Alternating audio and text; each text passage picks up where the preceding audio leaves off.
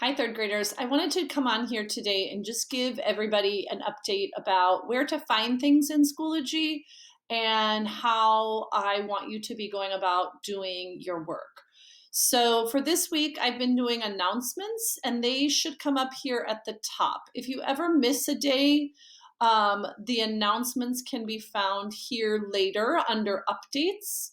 I make them announcements because then they show up at the top of your screen. And then every day they will come. You can find yesterday's or the day before's down there.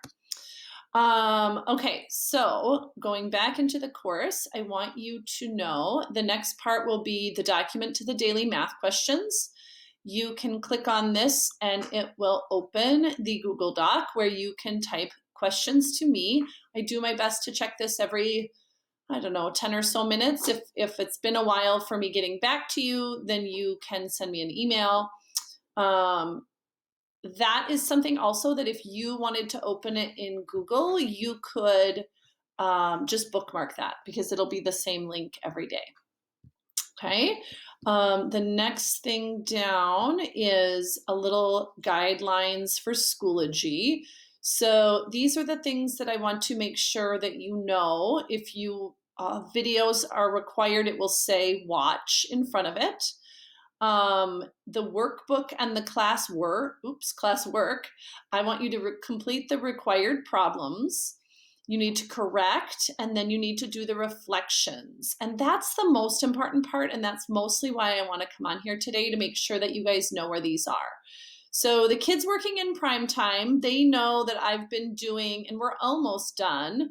So the investigation for each day, they go in, they open up their investigation, and they have a video from me. And then they have another video if they want and some IXL links. And they're doing the work that they need to do for each lesson. So then if you're working in Math in Focus, this is where things are a little bit maybe more confusing for some of you. So I'm going to go into one of these folders. First, I'm going to show you here, if you want to look at the hardcover book, you would open up the hardcover. And then when you're in here, you would click on book 4A. Let's start with chapter 1. Lesson 2, I'm going to go to. So here is where it tells you the order of what you need to do. You need to watch the video. You need to do the learn and practice.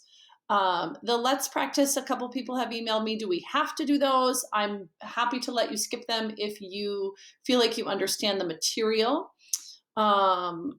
Lesson 1.2, you would click in, here's the video. Again, this you click and watch. There's the answer key for the let's practice, the answer key for the workbook pages.